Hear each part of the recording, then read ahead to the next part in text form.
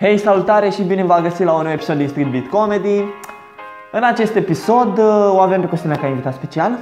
Avem pe Costina ca invitat special? Așa. Da. Ce mă. Așa.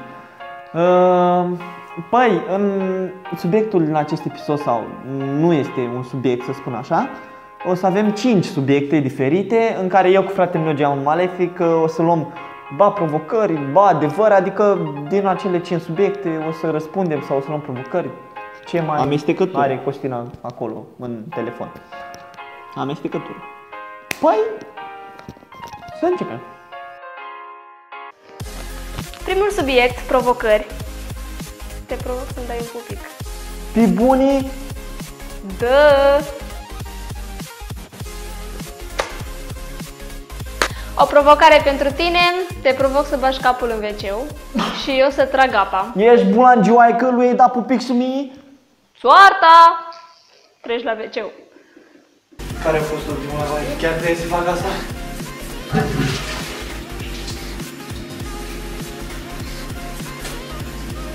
Subiectul 2, adevăr. Cred că am și căcat în urechi. Dima. Care din noi? Care? Tu. Păi mă iubești? Te urăsc. Taci. Evident că te iubesc, mereu te-am iubit de la mine. Acum tu. Ești Da. prost? Ești tu bac.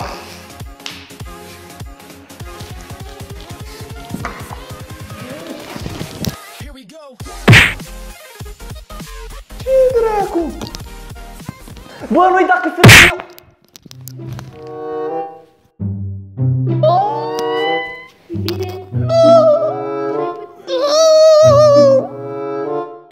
Subiectul 3, ce-ți place să faci?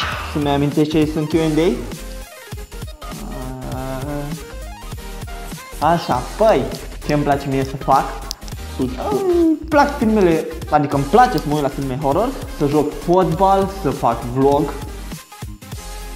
să cânt, Bei apă? să-mi bag joc de un handicapat.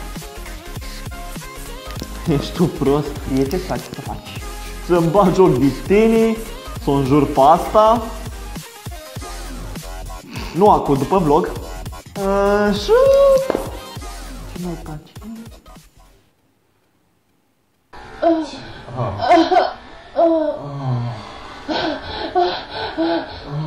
Subiectul 4, farse.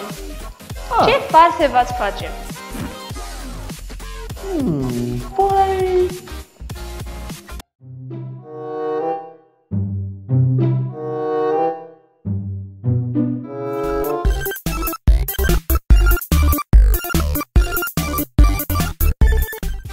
De ce asta? Că-ți pute gura, dă. Păi eu, ce față ți-aș face ție?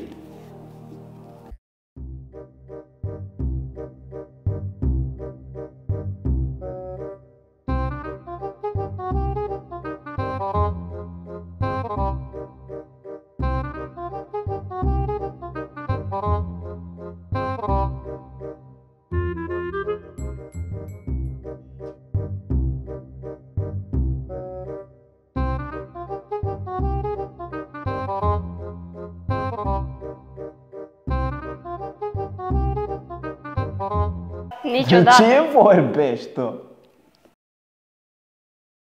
Subiectul 5, faceți amândoi karaoke la ce melodie vreți din categoria muzică ușoară. La ce melodie vreau? Toată viața mea e prea târziu să mai schimb ceva. Nu mai poți să mă rănești. Nici nu știu cine ești. Da. Eu ce melodii vreau?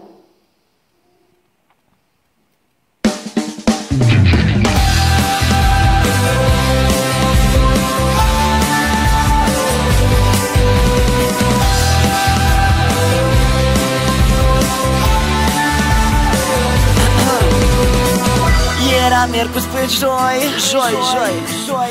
Mă iubeai până la cer și înapoi Domnul mai târziu, nu putea să zbor sau să nu mai fiu. Nu la minut o scrisoare și atât, nimic mai mult. Scria negru pe alb, adio, exclamat la final. Pleacă, mâine o să treacă. Ce dacă durerea a venit și nu mai pleacă? Lasă-mă să mor de tot. Fericirea mea la naiba pleacă.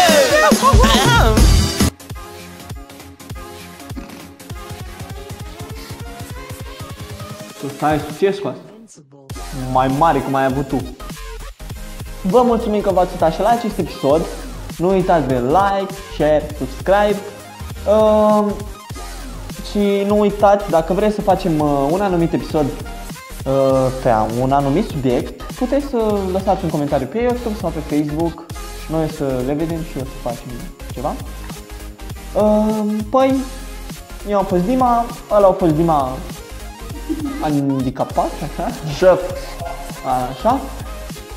Eu am fost Costina, Baftă și la noi.